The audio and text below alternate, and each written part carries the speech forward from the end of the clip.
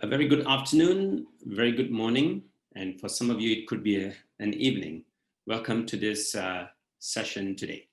And my name is Kathirasan K, and I'm the founder and the managing director of the Center for Mindfulness. And I'm very pleased to be here today in conjunction with the World Mental Health Day as well, to talk about mindfulness-based culture for organizational well-being. Now, before I proceed on, I would like to acknowledge my gratitude and thanks to PRCA Southeast Asia for hosting this talk. I believe many of you may be very curious with the term mindfulness-based culture. And perhaps organizational well-being is something that is perhaps very popular and already known to many of you. But what is mindfulness-based culture? Now, you may not find this term perhaps when you Google it, but this is something very interesting and something that me and my colleagues have been working with many organizations in this region to see how we could bring the insights and the outcomes of mindfulness and bring that into a space where we can enhance culture in organizations, primarily from a well-being perspective. And I'm going to talk more about that. Mindfulness-based culture can also be interpreted as mindfulness-informed culture, meaning that a culture in an organization can be radically and profoundly influenced by mindfulness and the insights that we gain from the practice. And I'm going to talk more about that right now. I will be devoting about 35 minutes to about 45 minutes on the content that I prepared for every one of you in the room.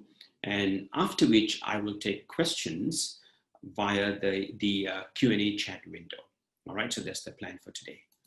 And before we get into the subject matter, I would like to invite all of you to perhaps just sit silently for a couple of seconds. And if you feel comfortable, and if it works for you, may I invite you to close your eyes.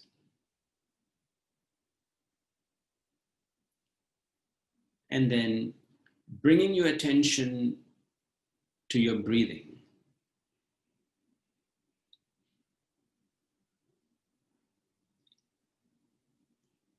Bringing a gentle curiosity to each in-breath and out-breath.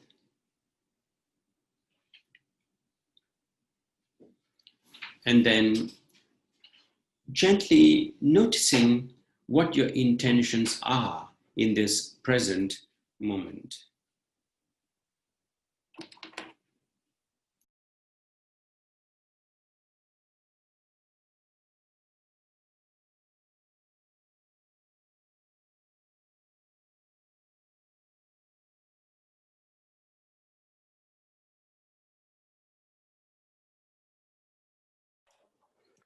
Perhaps, why am I here?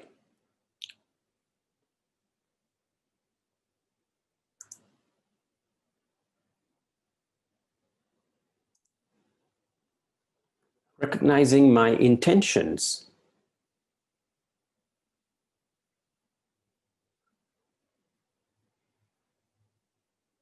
Without judgment.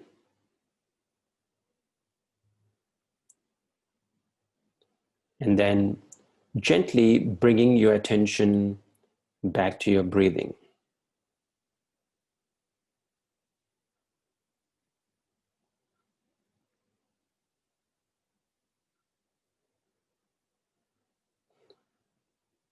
And when you are ready, gently open your eyes.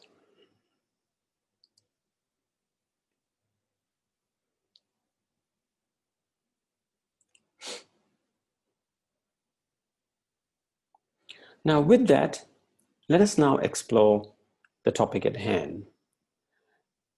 Now, as a human civilization, there were many beliefs that we had revised or even disbelieved after some time in light of evidence.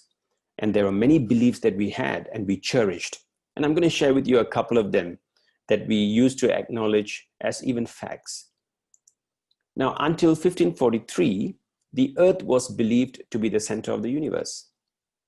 Can you believe that? That was what we thought. And then until 1974, people thought that different parts of our tongue picked up different tastes. In fact, I did not know this until the 90s, right? Because I used to believe that, yes, different part of the tongue actually had picked up different tastes. Now, did you know that jogging did not become popular until the 1960s? Now, some of you may be very surprised by this. Every time I share this, people usually get very surprised. They did not know that actually people did not jog as much prior to the 1960s. Can you believe that? It was made popular by a particular person in the 1960s, and then jogging became popular. And did you know that until the 1970s, we believed that the brain's structure was fixed and it cannot be altered or it doesn't change. And that's what we thought. But since 1970s, we know that the human brain actually changes, and it can keep changing even through adulthood, even right now in our 40s, 50s, 60s, it can still change. That's what we see. So what does this tell us? Why am I sharing these pieces of information with you? Now, the reason for this is that as part of our human civilization and history, there were many beliefs that we had that got revised or even dumped. Because in light of evidence, we saw that there were greater things that we could possibly do with the evidence that we have, and therefore we revised all of our beliefs. Now, mindfulness too is something that can actually help us look at ourselves in a very different way. And that is what evidence is now showing us. And that's the reason why I believe every one of you is here today. Now let's talk about mindfulness, because today mindfulness is a big buzzword. And when you Google mindfulness, you get thousands of hits. And you may see different versions of mindfulness. And people tend to also sometimes present mindfulness as a fad. Sometimes it's possible because we're not looking at the evidence base of mindfulness. But yet, mindfulness in the recent decade has enjoyed a tremendous boost of evidence, as you can see from this particular graph that I'm sharing in the screen right now. Now, as you can see, in the last 10 years, since 2010 till this particular year on the graph that you see till 2019, now you've seen an exponential increase in the number of journal articles published. Now, these are journal articles published, but if you were to take into account the research experiments that are being conducted across the globe, now it would be probably threefold or fourfold. So all of these evidences that you see from these journal articles tend to tell us something very interesting about the human being.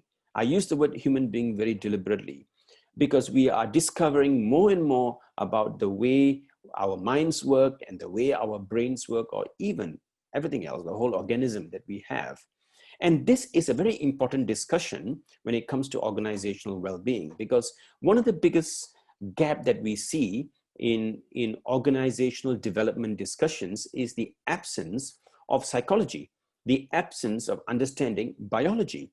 So this psychophysiological discussion is something that is absent when it comes to business discourses.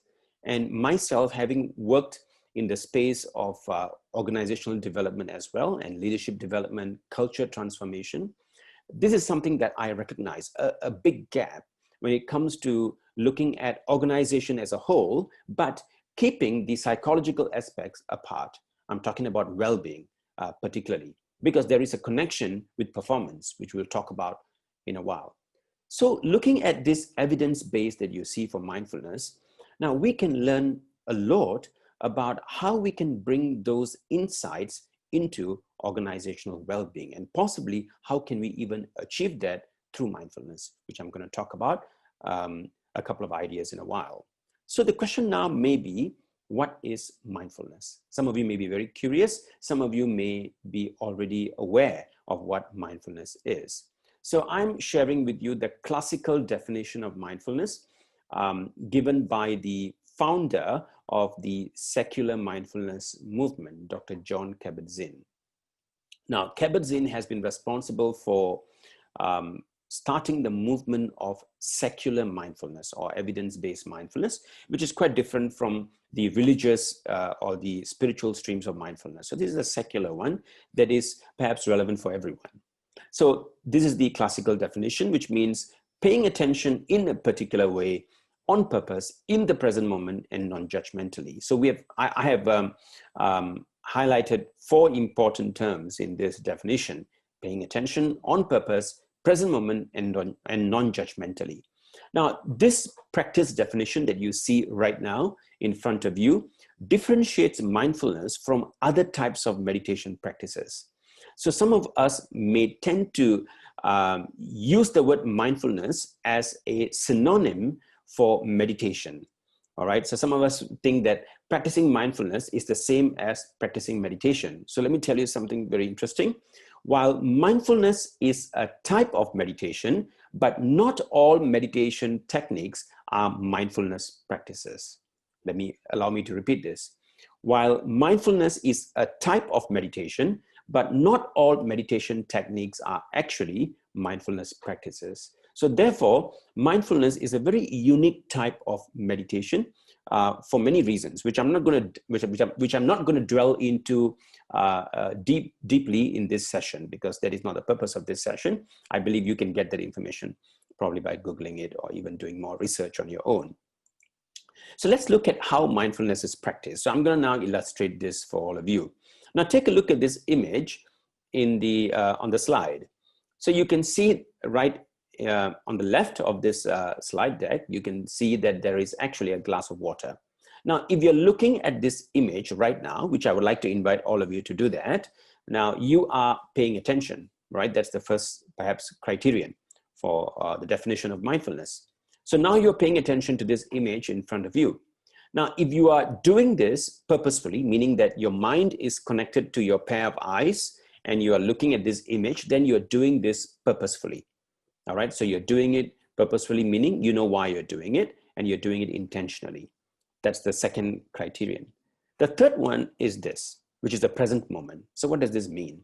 If this image reminds you that you have a similar glass at home, that would mean that your mind has gone to the past. Now, if this image tells you that you are thirsty right now, you need to go and grab a glass of water, the mind has gone to the future. If you're just looking at this image as it is right now, that means you are in the present moment. So in mindfulness practices, we notice the present moment. While we acknowledge that the mind could go to the past or go to the future, but we gently and compassionately bring the mind back to the present moment.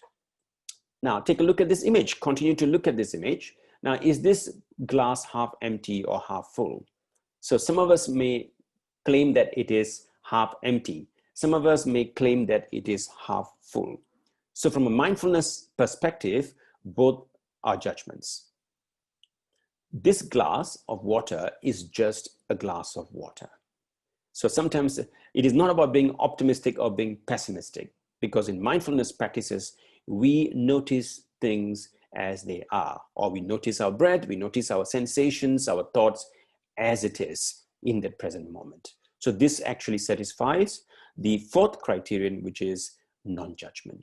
So in every authentic mindfulness practice, we would have these 4 conditions satisfied: paying attention purposefully in the present moment, non-judgmentally. So this is the uniqueness of mindfulness meditation. So you may be now curious to know what happens to us when we continue to practice mindfulness over a length of time. Let's look at that, because that's very important, because we need to look at the evidence base of practitioners who have done this over a length of time. So I'm showing you an excerpt from a 2015 research. So researchers have found that when people practice mindfulness over a considerable time, several parts of the brain get impacted. As you can see, it's highlighted. All right, the lateral view and the medial view. Lateral view means from the side, and the medial view means, just imagine if the brain is seen right from the right, if the brain is cut into half and you see from inside. All right, that's what it is. So we can see that there are many parts of the brain that are impacted by mindfulness practices. Now, this is one great gift that we can enjoy right now in this part of human history, because we can now put people in MRI machines to look at what happens to a practitioner of mindfulness. So we have that opportunity right now, and we can look at it as a brain phenomenon as well. Now, this is what you see, the impact that it has. I would like to focus on two important parts of the brain. Here, of course, you can see three on this image, but I would like to focus on two, which is the amygdala and the prefrontal cortex. Now, the prefrontal cortex of our brain is responsible for the executive functions, meaning that that's the part of the brain that allows us to rationalize, make decisions, yes, no, right, wrong. Such evaluations are done from that space. Now, the amygdala works in a different fashion. The amygdala is very much influenced by emotions, number one. Number two, is also prone to what we call as the reactive functions of fight, flight, and freeze. Some of you may have heard of these three Fs. Now, so when the amygdala is overactive, what happens is the fight, flight, and freeze reactions tend to overpower or dominate our behavior.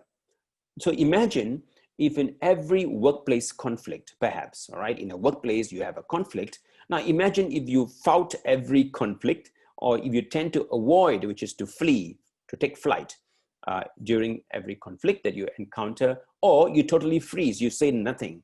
Now, would that advance the goals of the organization? Now, it's a good question to think about. So with the people that I work with, I ask them to think about this. What is the cost? I use the word cost very deliberately here.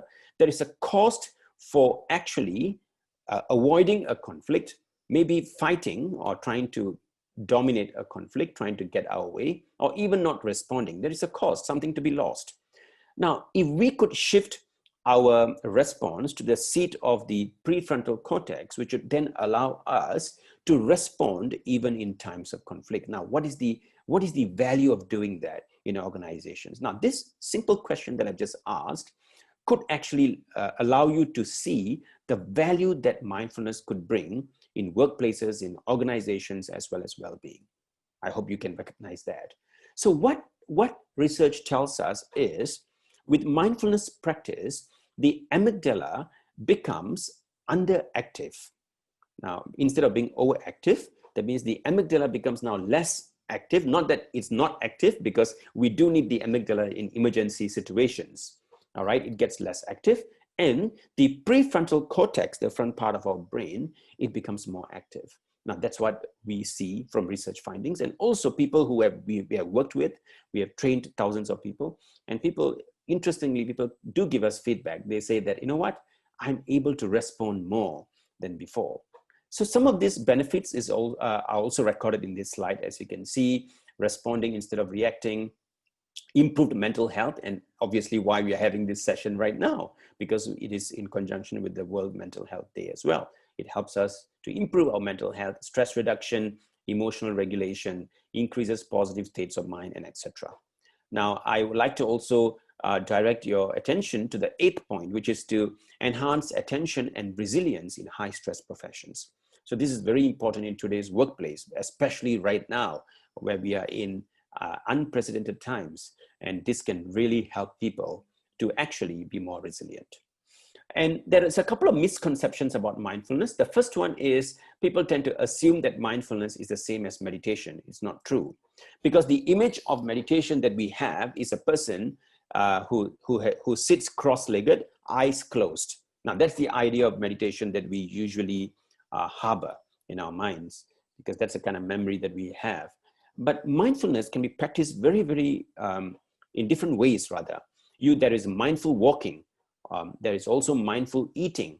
There is mindful movements, where you move different parts of your limbs and you bring your attention to it. So therefore, it is a misconception to think that mindfulness is entirely the same as meditation. Number two, mindfulness is for relaxation. Now, this is another big misconception that people have, because people tend to think that mindfulness is for the purpose of relaxation. That is also not true. Now, because, let me tell you why, because there are a dozen ways that you could actually become relaxed. You can spend your time with your loved ones, you could possibly feel relaxed.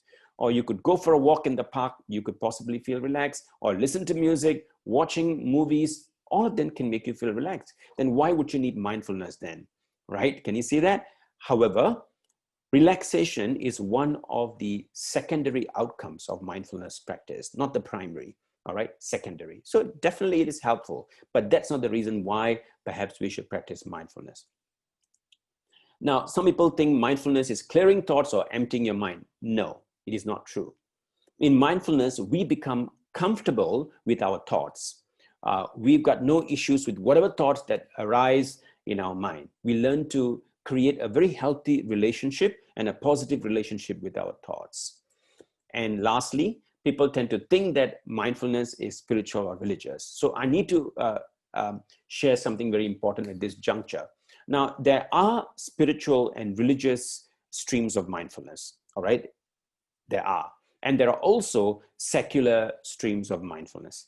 So there are two streams. So whenever you encounter the word mindfulness, it is important to find out whether it has any spiritual or religious undertones. Sometimes they are not overt. There could be undertones because, to be very honest, sometimes mindfulness teachers may not be even aware of the spiritual or religious ideas that are there implicitly in mindfulness practices. However, what I'm sharing with you today is about secular mindfulness, which has got almost nothing to do with spirituality or religiosity in that sense.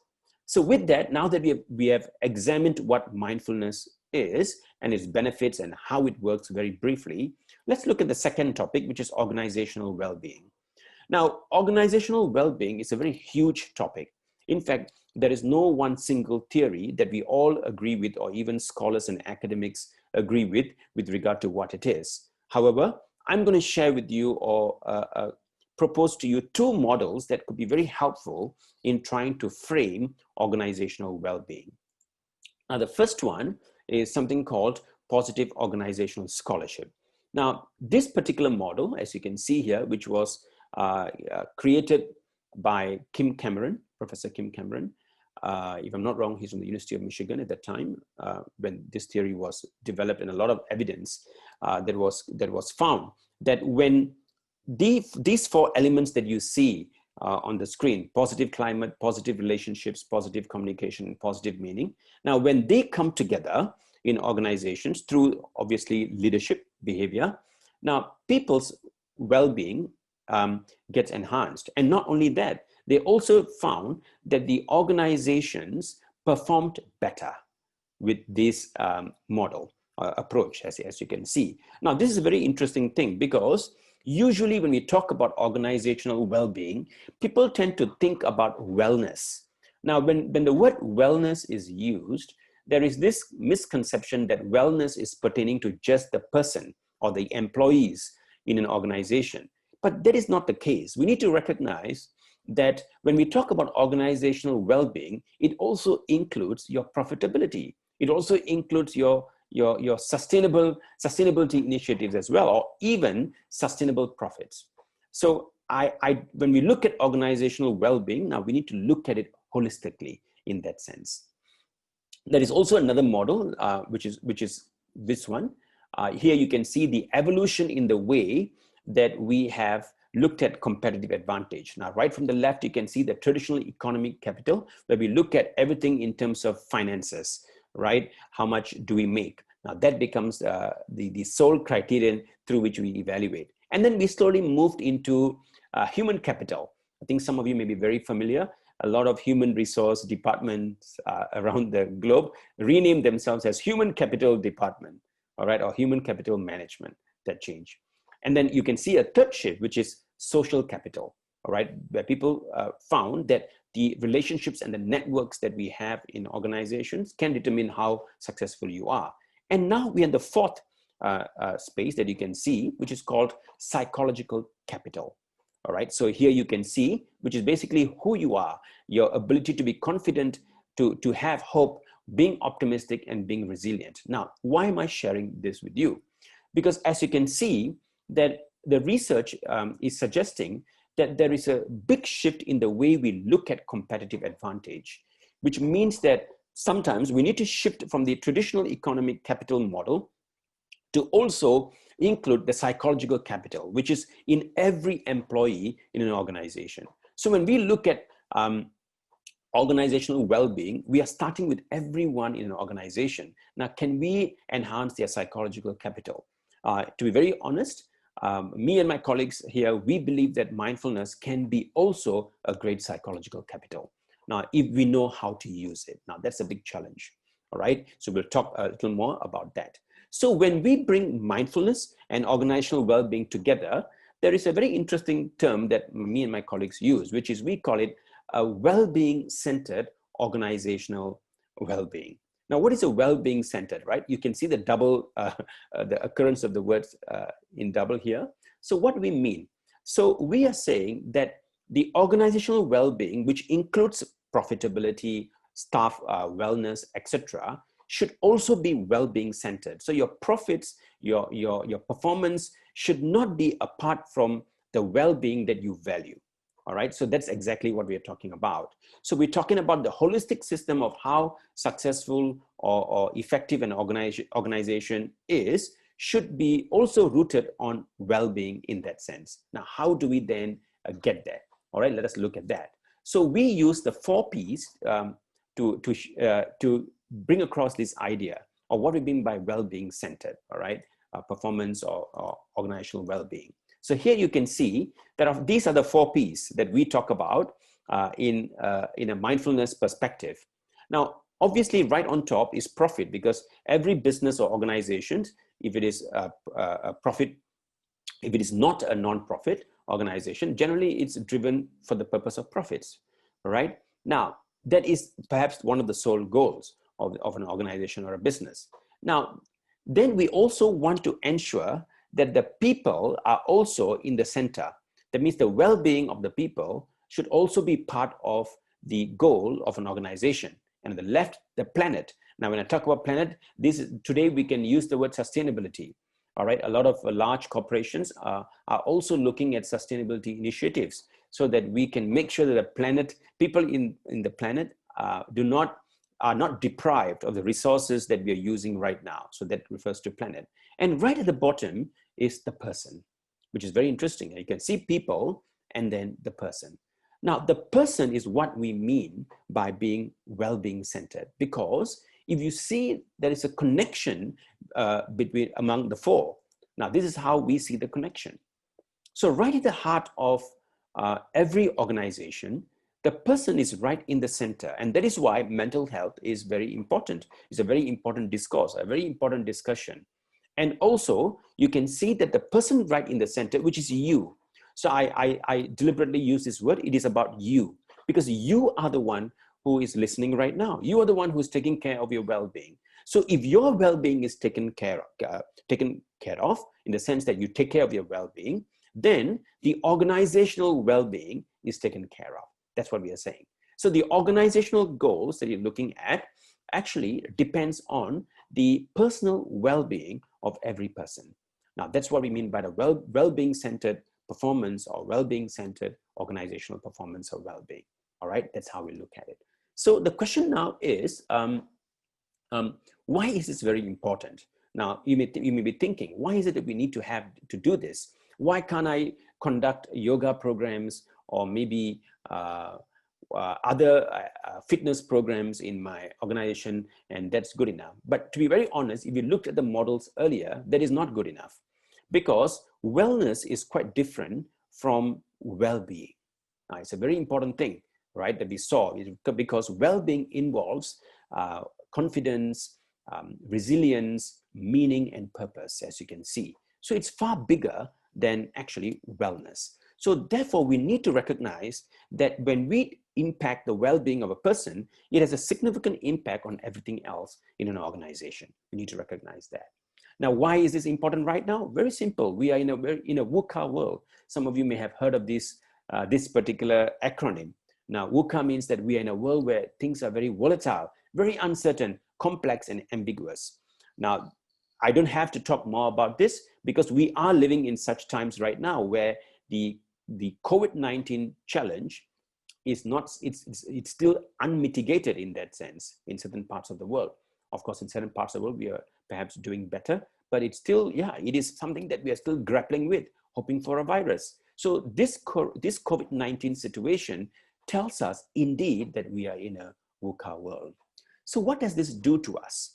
Now, whenever people in organizations are subject to volatility, uncertainty, complexity, and ambiguity, you know what happens? We move into something called the doing mode. So in mindfulness, we spend a lot of time, not a lot of time, but rather we emphasize the default mode to be most often the doing mode. So the doing mode is a reactive mode. Now, whenever we are subjected to such situations, we tend to go through these things: worry, fear, stress, repetition, meaning that we repeat the same thing again and again, expecting different results. We go into a mode of reactivity where we keep reacting instead of responding. Sometimes we don't know what to do.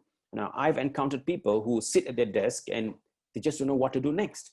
Now, such behaviors are possible, and people can be very unhappy while in their organizations, and anxiety. I think at least at this point in time, anxiety is a big issue because there could be job losses, there could be worry about the future, and that could lead people to severe anxiety. So the mental health has become a big challenge in organizations during times like this right now. So what does mindfulness tell us in terms of organizational well-being pertaining to staff well-being? Now, what do we see? Now, here is a list of evidence that we have found. Now, we found that with leaders and mindfulness, we found that leaders perform better, as you can see here, right? So leadership gets impacted, which is a very significant thing because a lot of organizational well-being and organizational performance theories do tell us that leadership has a strong correlation with positive organizational performance, right? So here you can see that there are lots of benefits that leaders can enjoy. Here's another set of research that you can see here.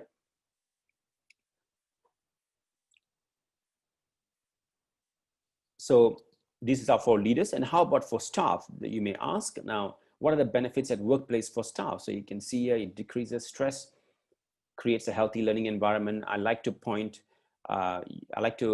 invite you to look at point 3, which is to enhance innovation and creativity. Even in times like this, we can still do that, all right? And then you can see the rest of it. And there is also one more I'm going to share with you, or there are 2 more set of research. Now here it says, again, employee stress improves hypo development, enhances engagement and reducing burnout. And here is the last one is very, I think, relevant right now. It helps employees cope with organizational change that is possible. I guess change is a constant anyways, right? The last one is this one. Now, this is something that I love talking about because now one of the things that I've noticed is procrastination that people go through at workplaces, right? We tend to procrastinate, I'm going to do this task today, but it's going to be then, when today comes, it'll be tomorrow. And the other one is the complaining behavior, pet peeves, all right? So people also find this very challenging. Now, could be this negative bias that we already have in our brains, it gets more pronounced when we go through challenges in workplaces. So again, mindfulness evidence tells us that when mindfulness training is there, people tend to reduce their complaining behavior in that sense. So these are basically what mindfulness has done in workplaces and in organizational context. So as you can see, all the evidences that I shared, they're not talking about wellness alone. I hope you recognize that. We're not talking about wellness alone.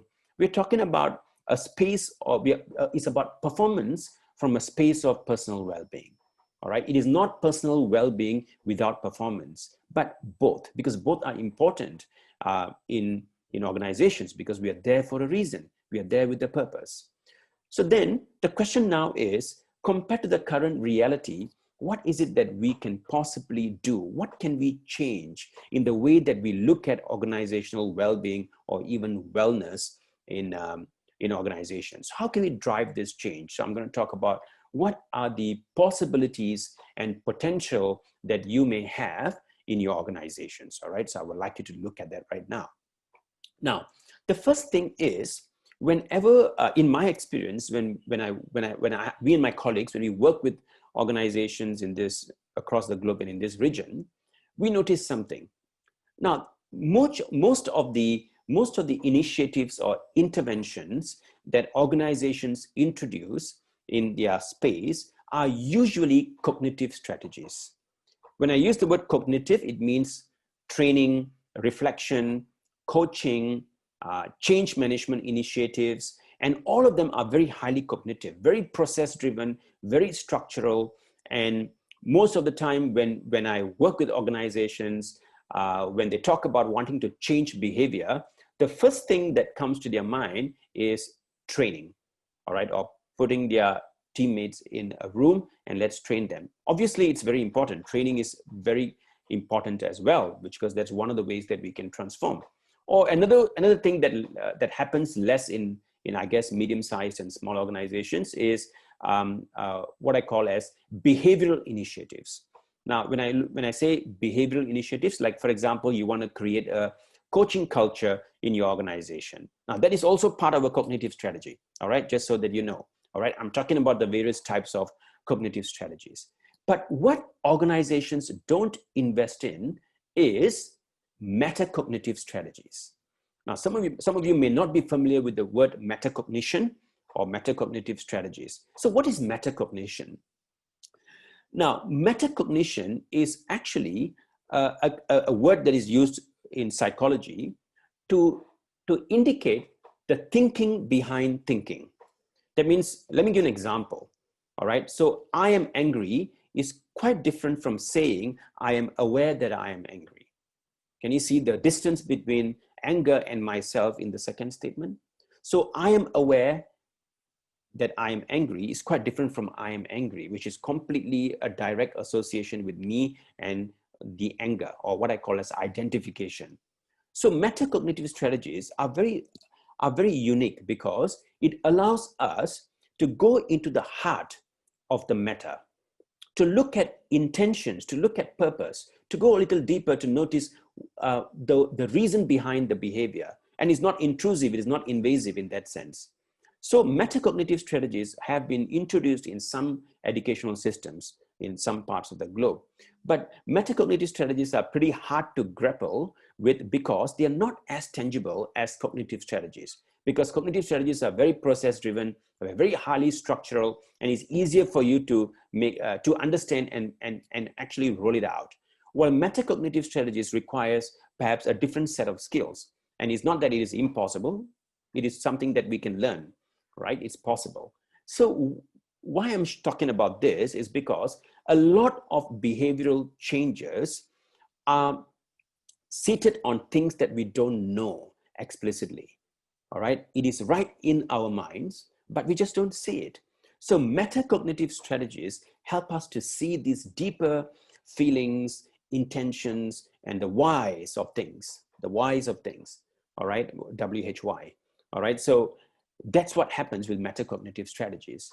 So one of the things that organizations that could think about, like all of you perhaps, is to drive change by balancing these two strategies. Now, it is not to be displaced in that sense. So what I'm proposing is that the cognitive strategies should stay, it should still continue, but we need to also empower the possibility of staffs being able to get to the space of metacognition, which is an important skill. So that is what I'm talking about earlier with all of those mindfulness evidence that I shared, because mindfulness impacts the human mind from a metacognitive perspective. Now that's what happens. So the question then some of you may be having at this point is whether mindfulness is the only way to impact metacognition. Now the answer is no. There are several other ways that we can impact metacognition or enhance metacognition. And some cognitive strategies can also help you to enhance metacognition. But the only difference here is that in mindfulness, we do not adopt a very strong cognitive process to get there. That's the difference. That means in mindfulness training, we teach people by training their brain in that sense, instead of trying to train their thinking. Because trying to change a habit or change someone's thinking is more difficult than training the brain. So that's why we have seen across the globe successes in addiction treatment. Now, some of you may be very familiar with, Alcoholic Anonymous, as your AA, as they call it. People come together and then they treat people with alcoholic addiction. Now, mindfulness approach to any kind of addiction has shown quite very interesting results, because addiction is a very good people with addictive behaviors rather are generally a very good population to study the effect of mindfulness, because addiction is a habit that is not easy to give up. So we found that mindfulness has a very strong impact on people with addictive behaviors, which then tell us that mindfulness works at a level where it is metacognitive and it can change behavior without being abrasive or invasive, like how cognitive strategies are. So there is a place for cognitive strategies, and there is a place for metacognitive strategies right now, because we have more evidence to suggest that we can actually take advantage of training like mindfulness to actually empower and enable the possibility of metacognition, of being aware of what we are going through, thoughts, feelings, sensations, emotions, etc., in everyone or in an organization, so that they are aligned with what we want to achieve, and they are also taking care of themselves as they perform well in their jobs. So this is basically the thrust of what I wanted to share today.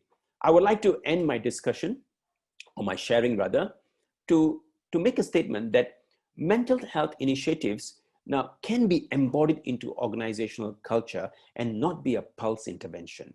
Now, when I use the word pulse intervention, many a time people tend to think that mental health initiatives should be a pulse. Now, let's start a yoga class. Let's start a fitness class. Now, that's all good. It's great that we are doing that.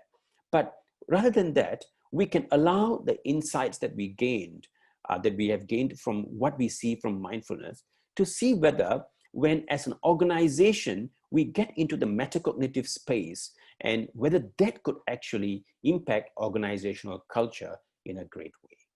All right, so that's exactly what I wanted to, that's my parting statement at this point in time. So just so that if you would like to ask more questions about what I've shared, or you have any thoughts, reflections, comments, or even if you feel that you disagree with what I've shared, now please feel free to share with me. You can see this is my email address and also my LinkedIn QR code that leads me to my LinkedIn account, and you can connect with me there and ask more questions. So I'm going to take a break right now to answer questions that you may have. All right, so if you have any questions, now please write that out in the Q&A chat window that you can see in the room right now. Now click on Q&A, and then you can type your questions, and I will respond to those questions if I have the answers to it.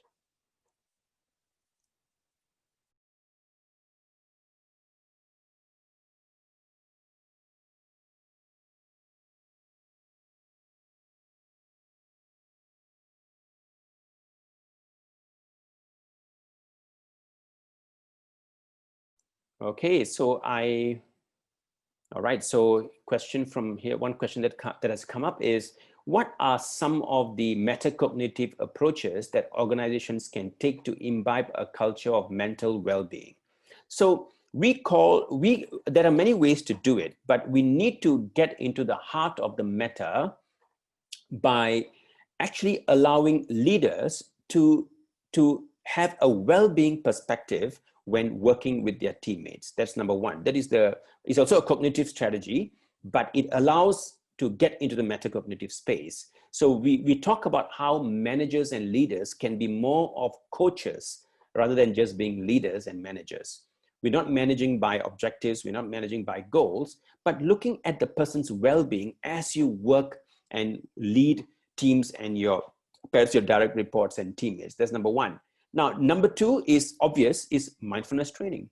Now, you could make mindfulness training as one of your, what I call as initiative in your organizations over a period of time.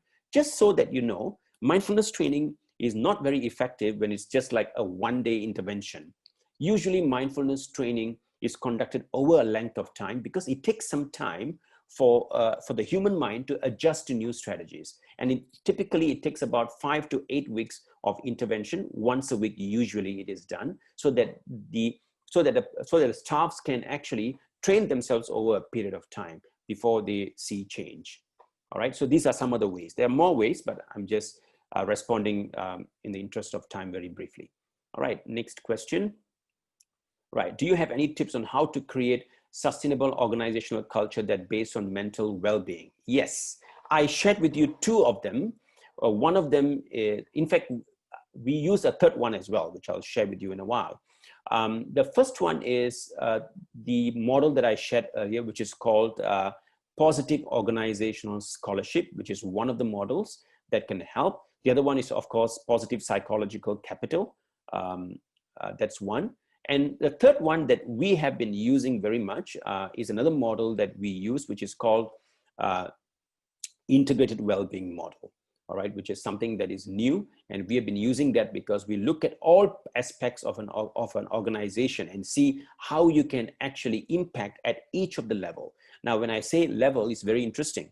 So we start by looking at the space of an organization, the typical workplace. How do you look at that? Now, look at that. Is it positive? Is it what I call as enhancing well-being in that sense? Now, next, the activity of the staff or the employees in the organization.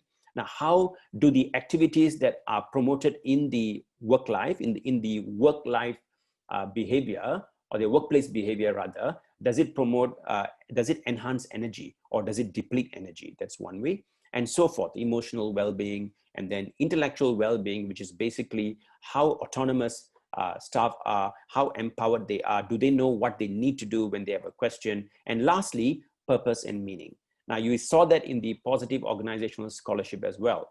Now, meaning is a very important sense-making process that is important for employees and organizations. Now, from a mindfulness perspective, we go through these processes in the mindfulness training as well. So in mindfulness training in organizations, staff look at what is meaningful to them at their workplace. Or if I'm working with ABC, a large corporation perhaps, now what is it that connects me to the purpose of that organization? Now, holding on to that meaning and bring that meaning into my awareness and making that intentional can have a significant impact in terms of realizing it through purely intention. That's one of the models in mindfulness as well. We call this the intention, attitude, and attention model. There's another model in mindfulness, which tells us that when people practice mindfulness with a very clear intention, they are more effective in achieving their goals. So that's how you get there. I hope I've answered the question as well. Thanks for the great questions. Any other questions that you may have? Okay, I can see more. What are some meta-cognitive strategies which you have seen that have been successfully implemented in organizations? So I think I've responded to that question. Like, for example, we have General Mills and Google that actually use mindfulness and emotional intelligence as well to actually enhance metacognition. All right, so that's the key point. Now, the problem here perhaps is, I want to be very clear here. Now, one of the reasons why we are very curious about metacognition is because we may be also looking at metacognitive strategies like the way we look at cognitive strategies. So we are looking for a very explicit process in terms of trying to get there. But what I'm saying is that the way to get there is through a very, very intentional and a self-focused training. That means it's not just another cognitive strategy to get there, although there are some, as I already shared, but it's more devoted to the self, enhancing the self, working on the self in that sense. All right, so it's good to be aware of that as well, because we are using our cognitive processes to try to see how to get there, when the training is actually centered on the self, training the mind, training the brain to get there, so to say. But thanks for the great question. Next, right, may I know how often we should practice mindfulness in a company? Now, there are many ways that you can do it. Now, one of the best ways to do this is to make mindfulness a little informal. Now, what do I mean by informal? Now, for example, I suggest simple ideas like, before you start a meeting in a room, or before you start a Zoom meeting, could you practice mindfulness for 3 minutes? All right, so how often?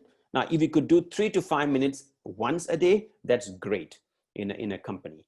So if we could do that as a team, there is also a kind of what I call as a common humanity. All right, now common humanity is actually a term that we use in mindfulness to show that we are all in the same space, going through the same difficulties and sharing the same successes. So coming from that space, it is great when we can practice mindfulness together as a team. Now that can be very great in that sense, because it helps people to connect with each other as they practice mindfulness. So that is one additional element that I would like to add. So if we could do just 3 to 5 minutes a day, every day in your company, and if you can do it as a team before meetings, that is also a connection. Relationships get enhanced. All right. So thanks for the question. I see another question. How do you feel that scale impacts an organization's ability to commit and deliver organization? Okay, very good. I believe this, what I call, to what scale, to what extent. Now, this is, there are many factors that contribute to how you can implement, all right, an organization's ability, that deals with bandwidth, that deals with your priorities, that deals with also finances. So it's the best thing to do is to go through a very consultative process to see what are your priorities and how you think such a culture, or what are the levers, I use the word levers, what are the levers that we can focus on to create the attributes of the organizational well-being that you're talking about. So that is one way that you can do that. All right, so a couple of things: finances, bandwidth, priorities, and what's urgent, what's important. Looking at all of that, you can then do that. All right, thanks for the question. Right, next question: do you think that this training is suitable for Gen Y and Gen Z in dynamic culture? I would say yes, because we have trained thousands of people perhaps in this generation group. So definitely it's possible, because the reason being that this is the way that mindfulness training is conducted. It is not didactic. It is not a lecture. It is very much centered on practice and what we call as conversations, or in mindfulness term, we call this inquiry. All right, we inquire into the experience, and Gen Y, Gen Z, where relational dynamics, or which is very important in the group here, where they could be possibly more expressive, perhaps. I'm generalizing, pardon me, but possibly expressive. So training like this helps them to discover and talk more about their deeper feelings. Now, Gen Y, Gen Z, again, if I were to generalize a little more, with technology, now it also tells us that we also can possibly bring mindfulness through technology, through apps and stuff like that, so that it becomes more palatable for such an audience. So we need to think about that as well. And we have done that. And in my experience, we have been relatively, I would say, very successful, not even relatively successful, because people get to talk and get to think and talk about their inner feelings and intentions, etc. Next question: as you know, the different people have different culture. It's hard to persuade to have coordination sometimes. In that case, do you think if mindfulness can help? Definitely. Now, why? So there is a very important component in mindfulness where we look at each other from the perspective of common humanity, which I just mentioned. Now, that means that I look at another person not as a personality, but as a human being. Now, the moment I start looking at myself as a human being and then recognizing that everyone else is a very simple human being, now we touch a different space. Now we start to again, evidence shows that people become more empathetic, people become more compassionate. So when compassion and empathy enter in a workspace, now imagine the potential it has. It creates, it promotes stronger relationships. It helps people to understand each other.